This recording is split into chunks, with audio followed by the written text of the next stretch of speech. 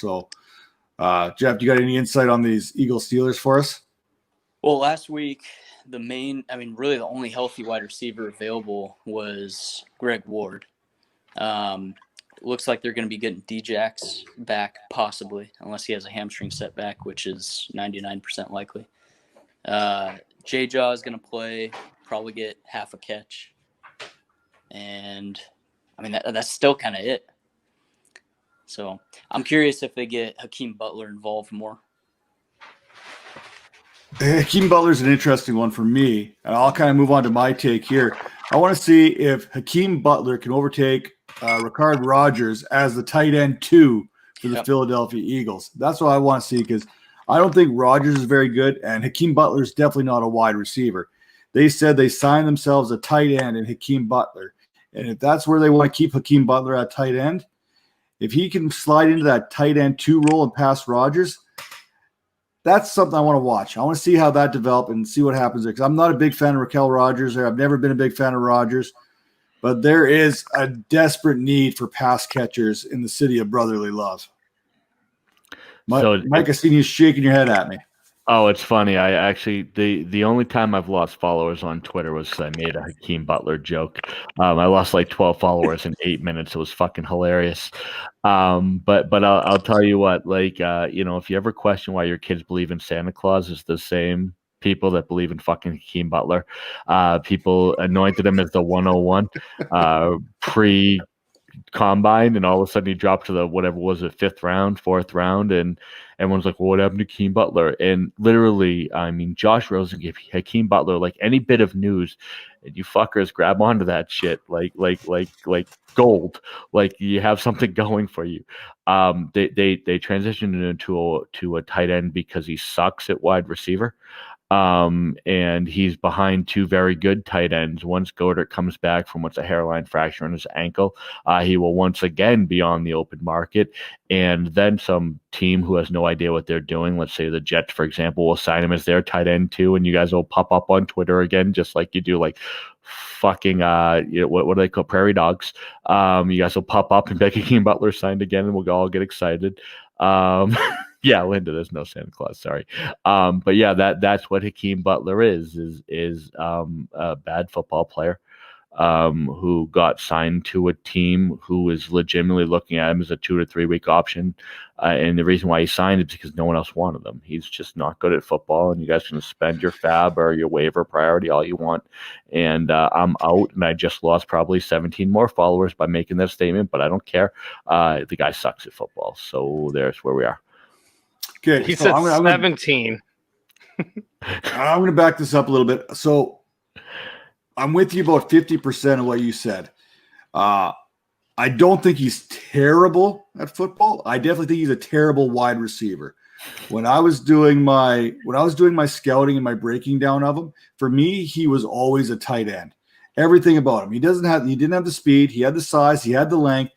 He was going to struggle as an inline blocker. That was not his thing. He wasn't going to be able to do that. So he wasn't going to be your traditional inline blocking tight end who can pass catch. You'd have to use him in that Jordan Reed kind of role going forward. That was how I had him envisioned. That's what I thought he would be. And then when he got drafted as a wide receiver, I was like, ooh, no, Linda, that's not it, baby. That's not it. You know what I mean? It was just Hakeem Butler as a wide receiver is not for me. Chase, what do you got? He's Robert Tonyan 2.0. I'm not a Hakeem Butler fan at all, not even in the least amount. But he's a tight end. He's been putting on weight. Carolina Panthers put him on, on their practice squad. It's going to take him years. So in redraft leagues, no, you don't need a Hakeem Butler. It's going to take him years to put on weight. Even in dynasty leagues, I'm going to let him hang. Hang low. But within the next year or two, I'm going to start looking at camp reports. I'm going to start looking at beat reporters. And I'm going to add him as a tight end, not a wide receiver. Right now, though, I don't see it happening for him. He doesn't have the weight to be able to block to be in the plays. See, now I'm not against that. Like, don't get me wrong. If you want to talk 2 to 3 years down the road, but honestly, what I love is that everyone celebrated Philly like it wasn't the absolute fucking worst place for him to sign. Robert Tonyan, Darren Waller, these are the names that I hear, and the fact is the only reason why they succeeded was target share. And he's not going to get that in Philadelphia with Ertz, with Goddard being there. You can wave your chips all you want. But Tanyan only jumped up because Adams got hurt, because Lazard had a abdominal injury. Waller only succeeded because there was no fucking other options. And they had to throw to him because the only other option was Jalen Richard. Hakeem Butler went to legitimately, for him, the absolute worst situation, and people celebrated it like they just won the lottery. It could not have been worse for him. He'll never get that target share in Philly. He has to go somewhere else, which he will, because he'll get cut because he sucks. But he has to get cut and go somewhere else where he can get that high level target share. Philly's not the place for him. Calvin, what do you got for this matchup? What's something you're looking for here? I won't waste anybody else's time by talking about Hakeem Butler, so I will just move on to the other most interesting tight end in this matchup, and it's Eric Ebron, Mike's guy. I can't believe he didn't talk about him.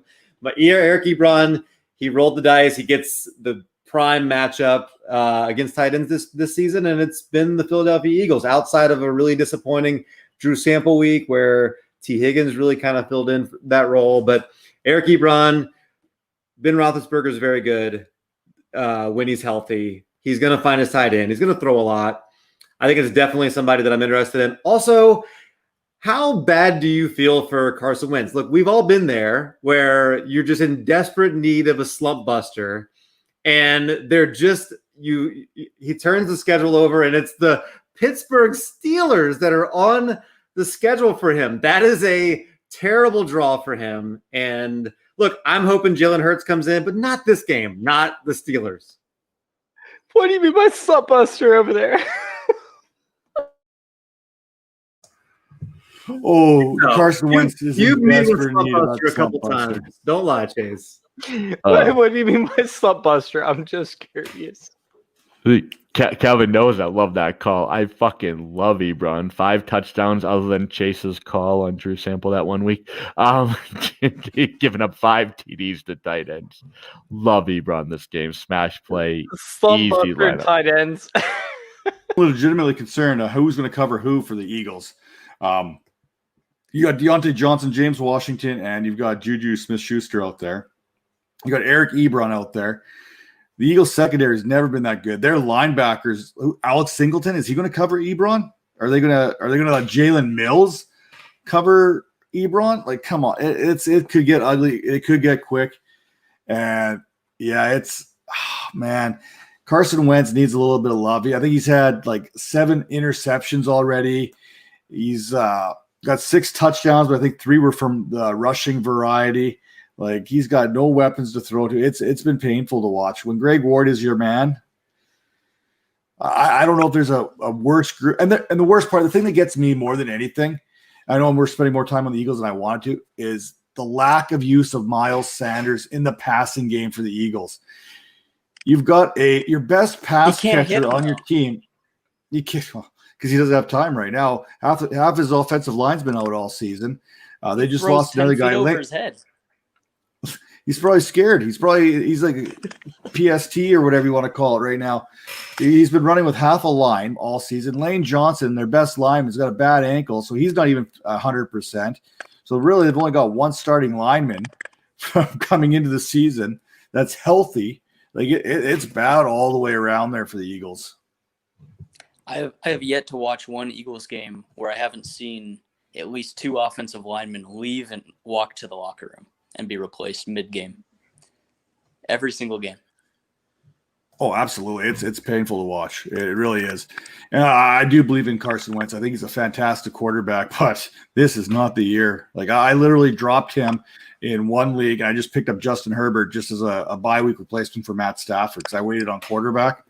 And that's kind of where I'm at. I'm like, oh, yeah, I can get Stafford and Wentz. This is a fantastic combination to have. Yeah, not so much. Speaking of fantastic combinations, we'll get there in a second. What'd you have there, Jeff? One quick note on the Steelers, too, is I see a lot of people kind of panicking on Deontay Johnson and Juju popping up on the injury report. They'll be on the injury report every Wednesday. Probably did not practice. Deontay with his toe and then Juju with his knee. That's no concern at all. So, and Deontay is cleared from concussion protocol.